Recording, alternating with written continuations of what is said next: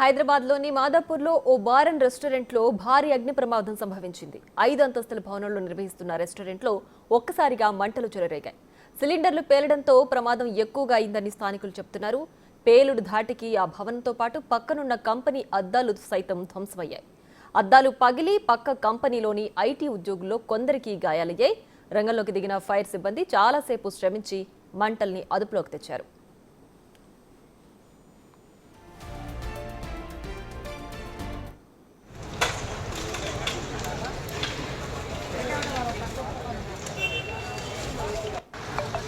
తొలుత పొగ రావడంతో వెంటనే కంపెనీలోని ఉద్యోగులను అక్కడి నుంచి పంపించేశారు. సిబ్బంది భయంతో బయటకు పరుగులు తీశారు.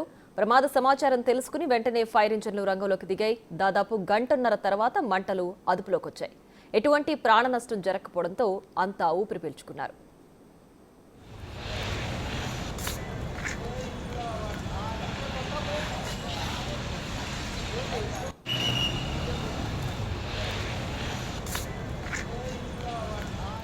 అగ్ని ప్రమాదంపై డీఎఫ్ఓ కరీముల్లా ఖాన్ స్పందించారు. బ్లాస్ట్ ఎలా జరిగిందో తెలుసుకునేందుకు ప్రయత్నిస్తున్నట్లు తెలిపారు. మంటల దాటికి పక్క బిల్డింగ్లోని ఉద్యోగుల్లో 2-3కి గాయాలయ్యాయని తెలిపారు. బ్రంట్లో స్కై లిఫ్ట్తో పాటు మొత్తం 4 ఫైర్ ఇంజన్లతో మంటలు అదుపులోకి తెచ్చినట్లు చెప్పారు. కిచెన్ ధ్వంసం కావడం వల్ల ప్రమాదం ఎలా జరిగిందో తెలుసుకునేందుకు కుదరడం లేదని అన్నారు.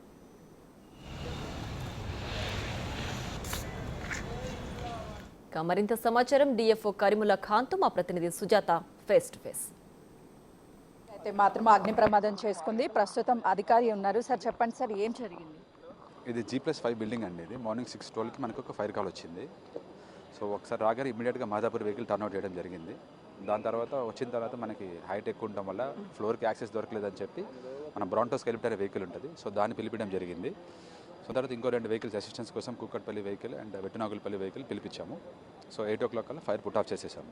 సార్ అంటే మొత్తం ఎన్ని ఫ్లోర్లు ఉన్నాయి, ఏ ఫ్లోర్లో ఏం జరిగింది, అసలు అగ్ని ప్రమాదం ఏ ఫ్లోర్లో వచ్చిందని మీరు చూసారు? ఇది G+5 building madam. G+5 building 4th ఫ్లోర్లో కిచెన్ ఉంది, 5th ఫ్లోర్లో జిమ్ ఉంది.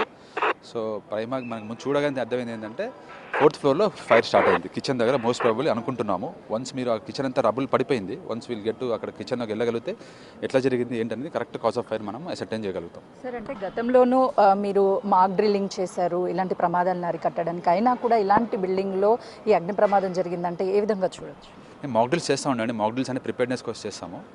సో ఫైర్ ప్రివెన్షన్ కోసం వాళ్ళకి అన్ని సిస్టమ్స్ ఉన్నాయి, స్ప్రింక్లర్స్ ఉన్నాయి, హైడ్రెంట్స్ ఉన్నాయి. సో వాళ్ళ హైడ్రెంట్స్తోనే మనం ఫైర్ ఫైటింగ్ జరిగింది. స్ప్రింక్లర్స్ కూడా మీకు ఓపెన్ అయినాయి. బట్ థింగ్ ఏంటంటే స్ప్రింక్లర్స్ అనేది ఇనిషియల్ స్టేజ్లో పనిచేస్తాయి. బట్ ఫైర్ చాలా ఎక్కువ లాట్ ఆఫ్ కంబస్టబుల్ మెటీరియల్ ఉండటం వల్ల, so fire out of proportion వెళ్ళడం వల్ల స్ప్రింక్లర్స్ ఓపెన్ అయినాయి. బట్ ఎక్కువ ఫైర్ ఇంటెన్సిటీ ఉండడం వల్ల అవి అంత ఎఫెక్టివ్ పనిచేయలేదు.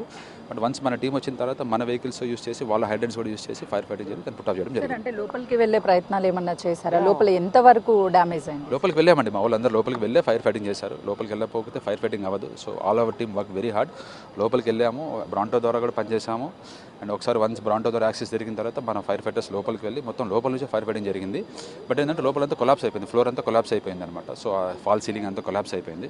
సో వన్స్ అది క్లియర్ చేసిన తర్వాత కరెక్ట్ మీరు సీట్ ఆఫ్ ది ఫైర్ ఎక్కడికి వెళ్ళగలిగితే then you'll get to know what actually happened అనేది. ఎవరికైనా ఎలాంటి గాయాలు అయ్యాయా? ఆ టైంలో ఎవరైనా ఉన్నారా? ఎవరికి ఏం గాయాలు అవ్వలేదు, ఎవరు లేరు బిల్డింగ్లో.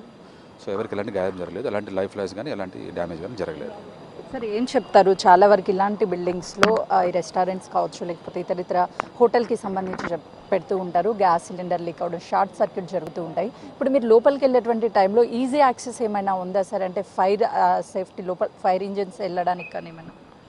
ఫైర్ ఉన్నప్పుడు మనకి లైఫ్ సేఫ్టీ మెజర్స్ అంటాం, మీన్స్ ఆఫ్ ఎస్కేప్ అయ్యి అవన్నీ కరెక్ట్ ఉన్నాయి. ఎన్ఓసి ఉన్నది వీళ్ళకి లైఫ్ సేఫ్టీ మెజర్స్ ఎస్కేప్ ఎవరైనా సపోజ్ ఉంటే కానీ వాళ్ళు ఎస్కేప్ అవడానికి కూడా ఛాన్సెస్ ఉన్నాయి. బట్ మనం ఫైర్ ఫైటింగ్ చేసేటప్పుడు మనకి సెపరేట్ యాక్సెస్ కావాలి కాబట్టి మనం బ్రాంటో స్కైలిఫ్ట్ చేసి చేయడం జరిగింది.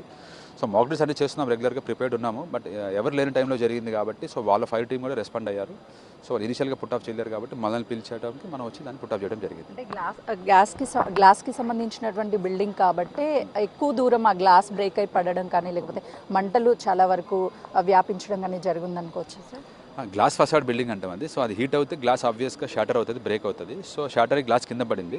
బట్ ఇంత దూరం వెళ్ళింది అనేదాన్ని ఇంకా ఒకసారి మేము చూస్తే కానీ చెప్పలేము అన్నమాట వాట్ యాక్చువల్లీ హ్యాపెండ్ అనేది. సార్ హోటల్కి సంబంధించిన వాళ్ళు టచ్లోకి వచ్చారా? ఏం చెప్తున్నారు? ఉన్నారండి, వాళ్ళతో మాట్లాడుతున్నాం, మేనేజ్మెంట్ వాళ్ళు కూడా ఉన్నారు. ఒకసారి వాళ్ళతో వచ్చిన తర్వాత once we'll get that trouble remote and we'll ascertain the causes ఏం జరిగింది అని వీల్ గెట్ ఉన్నాం. చూసినాం కదా, ఉదయం 6:15 ప్రాంతంలో వీళ్ళకి ఇన్ఫర్మేషన్ వచ్చింది, ఇక్కడికి వచ్చాము అని చెప్తున్నారు. కొంతమేరకు గ్లాస్ ఏదైతే ఉందో గ్లాస్కి సంబంధించినంతా కూడా బ్రేక్ అయ్యి బయటికి వచ్చి ఇదంతా కూడా అయింది. ఆ టైంలో లోపల ఎవరు లేరు, కేవలం పక్క బిల్డింగ్లో ఉన్నటువంటి వాళ్ళకి చిన్న చిన్న గాయాలు అయ్యాయి అని చెప్పేసి అటు డిఎఫ్ఓ అధికారి చెప్తున్నారు. కెమెరామెన్ నరసింహతో సుజాత.